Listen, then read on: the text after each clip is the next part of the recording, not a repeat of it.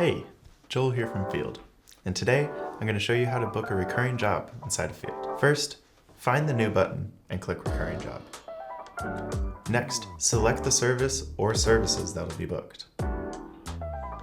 After that, add the customer's information, or create a new customer and then select the job address.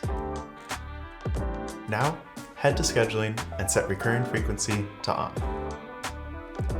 Here's where you can choose how often the job will repeat, either on a daily, weekly, or monthly basis. You can also choose whether the recurring job has an end. It can book infinitely, end on a specific date, or stop after a certain number of jobs. Next, you can set the discount the customer will receive for booking on a recurring basis. You can set this as either a fixed dollar amount or a percentage off of each job. Once your frequency and discount are set, you can add any extra information, like notes, tags, or files. When everything looks good, click Book Now. This job will now show up in your calendar on every scheduled date, and Field will automatically find the best available worker for each future job.